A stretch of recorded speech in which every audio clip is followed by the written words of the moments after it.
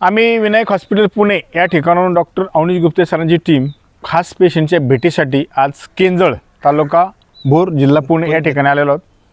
आपल्याबरोबर पेशंट आहेत अमोल बालगरे, यांचं कमरेच्या मणक्याचं ऑपरेशन विनायक हॉस्पिटल या ठिकाणी डॉक्टर अवनीश गुप्ते सरांनी केलं।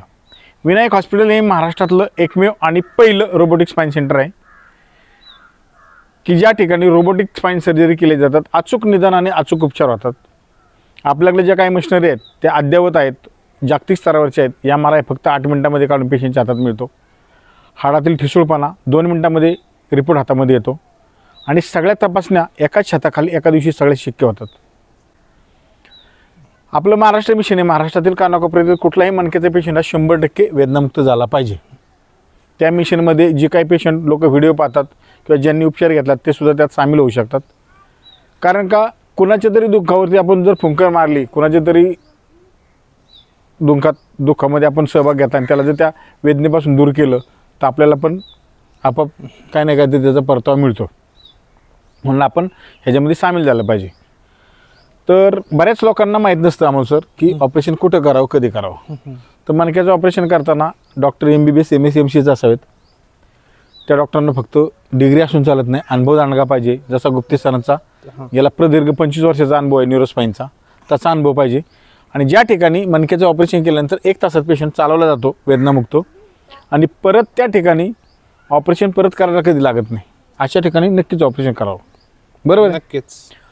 पण ऑपरेशनला येताना पेशंट कधी आला पाहिजे? पॅरालिसिस होण्या अगोदर, लगेच संडाचा कंट्रोल जाण्या अगोदर, हातापायची ताकद जाण्या अगोदर। ह्यातलं काही जरी झालं, मस्त पैशावाला बंगलेवाला माणूस आहे पण लगेच संडाचा कंट्रोल गेलाय, तो फिरत राहिला भरपूर ठिकाणी आणि मेन ठिकाणी ज्या ठिकाणी जायचं उपचारला तिथे पोचू शकला नाही तर त्याच्या प्रॉपर्टीला काय उपयोग नाही। जसं आता तुम्ही शेतामध्ये बंगला बांधलाय, बंगल्याच्या पुढे तुळशीवर अंधवणे, पण तुम्ही गावाला गेले आणि तुळशीला पाणी घालायला कोणी व्यक्ती नाही आणि आल्यानंतर पाहिलं तर त्या तुळशीची काटकी झालेली, ओली नाही। किती पाणी घातलं आणि खत घातलं तरी ती परत हिरवी होणार नाही।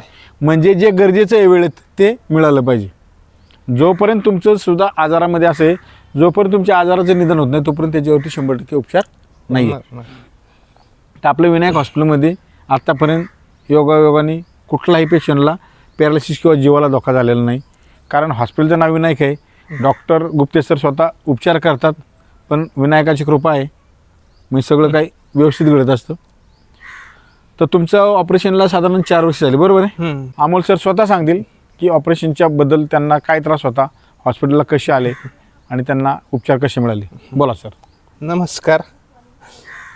माझं म्हणजे ऑपरेशन करायचं हे माझ्या ध्यानी म्हणत नाही। ते आजार काय होता अचानक, म्हणजे लय 15 दिवस मला स्टार्टिंगला त्रास झाला।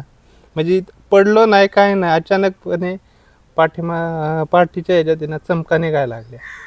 चमका का निघतात तिथं उपचार केले बरेच आपले साध्या लोकल डॉक्टरांकडं, पण काय ते काय निदान झालं नाही। मग शेवटी इथलेच आमचे एक मस्के डॉक्टर आहेत किकवीतले, त्यांनी मग सजेशन केलं की MRI करा, मग त्यामध्ये आपल्याला नक्की काय होतंय ते कळत। मग MRI केल्यानंतर लगेच रिपोर्ट आल्यानंतर तो रिपोर्ट आम्ही दुसरीकडे दाखवलाच नाही, डायरेक्ट विनायक हॉस्पिटलमध्येच दाखवला।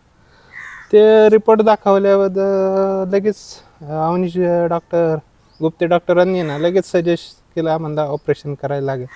ऑपरेशन केलं नाही केलं तुमच्या हातात आहे, म्हणजे जर ऑपरेशन केलं तर 100% यशस्वी होईल, नाही केलं तर तुमचं पुढचं आम्हाला धोका सांगितला त्यांनी। मग आम्ही लगेच, मी पहिल्या व्हिजिटलाच गेलो त्यांना MRI दाखवाय, त्यांनी लगेच सांगितलं। मग आम्ही लगेच ॲक्शन घेतली, लगेच त्याच दिवशी ॲडमिट झालो आणि दुसऱ्या दिवशी तर ऑपरेशन झालं। ऑपरेशन झाल्यानंतर अर्ध्या तासाच्या आत ह्यांनीच मला आहे ना सळो की पळो नुसतंच पळावलं, नुसतं ऑपरेशन भूल उतरायच्या आतच अर्ध्या तासातच मोकळं अंगच मोकळं करून टाकलं त्यांनी। पण असा काही त्रास जाणवलाच नाही ऑपरेशन। आम्हाला सरांनी तुम्हाला ऑपरेशनच्या आधी काही गॅरंटी वॉरंटी दिली होती? गॅरंटी वॉरंटी ते म्हणजे तुम्हाला परत यायलाच लागणार नाही। अच्छा, म्हणजे खात्री दिली होती? हा, खात्री। पण तुमचे, माझ्या मते तुम्ही केंद्रचे बालगरे, बरोबर? हा, तुमच्या कुटुंबातले काही पेशंट आमच्याकडे झालेले? आमच्या गावातले, म्हणजे गावातले म्हणण्यापेक्षा आमच्या घरातलेच पेशंट। कोण कोण झाले? आमची आत्या चंद्रभागा भाटे, परत आमचे चुलते गुलाब बालगरे, परत साधनाताई बालगरे. साधनाताई बालगरे आणि नामदेव बाटे, बापू. दशरथ बाटे, बरोबर. असे 5 ऑपरेशन माझ्या समोर झाले. संतोष सनस.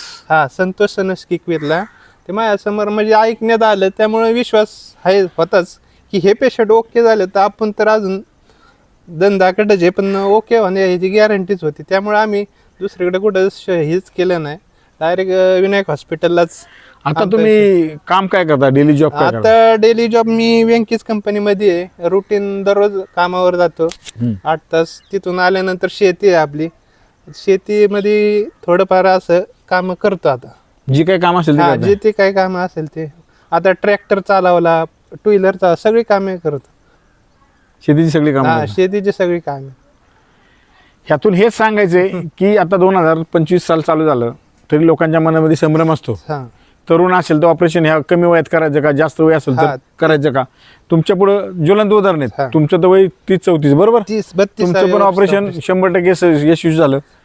नामदेव बापू तुमच्यापेक्षा वयाने बरेच सिनियर आहेत, मोठे. ते आता चांगले 2 व्हीलर म्हणजे. बरोबर आहे का नाही? हा, त्याच्यानंतर तुमच्या आत्या चंदूबाई भाटे, हा. मंगेशची आई, बरोबर, हा. त्यांचं पण झालं. म्हणजे ह्या परिसरात कमीत कमी 40 ते 45 ऑपरेशन झालेले आहेत. ही यांच्या नात्यात त्यांनी सांगितली. वागजवाडी असू, मोरवाडी असू, केकवी असू, सारोळा असू, बरोबर आहे का नाही? इकडं परत परिंचे वगैरे, राजापूर, नावी बोंगवली, प्रत्येक गावामध्ये मणक्याचे पेशंट आहे गुप्ते सरांनी केलेला. आणि ते पण सगळे 100% यशस्वी आहेत. सगळी कामं शेतीची वगैरे करतात. आम्हाला पण प्रचंड आनंद होतो. आम्ही फक्त पेशंटला भेटायला येतो, हे सदिच्छा भेटीने येतो. आणि असं तुम्हाला महाराष्ट्रात कुठेही बघायला भेटणार नाही. आणि पेशंट जर घरी नसेल, समजा शेतात ऊसाला पाणी भरतोय, कोण घास कापतोय, कोण जनावरं बांधायला गेलाय, कोण काही कांद्याची लागवड करतोय, आम्ही शेतामध्ये जाऊन त्यांना भेटतो आणि त्यांच्याशी चर्चा विनिमय करतो की बाबा तुम्ही आता कशात, तुमचं दैनंदिन जीवन कसं चाललंय.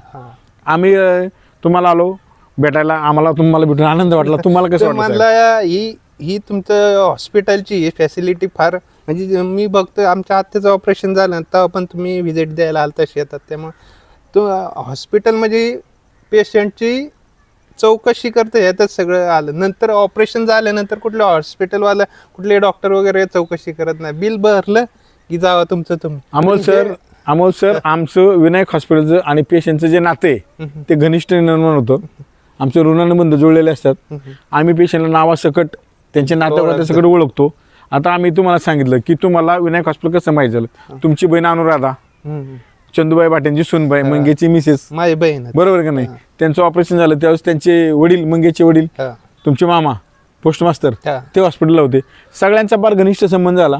त्यातून तुमचे ह्या भागातले पेशंट वाढत गेले. आणि जे काही लोकांना सामाजिक कार्य करायची आवड असते.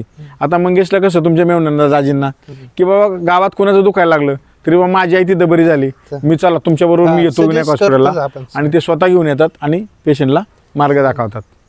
तुम्हाला भेटून खूप छान वाटलं. आणि आता सांगायचं बोला ना. आपण विनायक हॉस्पिटलमध्ये गेलो ना आणि तिथे व्यवस्था बघितली ना, ते व्हिडिओ लावलेला आहे तिथं ते व्हिडिओ बघूनच 50% आजार बराचसा झाल्यागत वाटतो आम्हाला.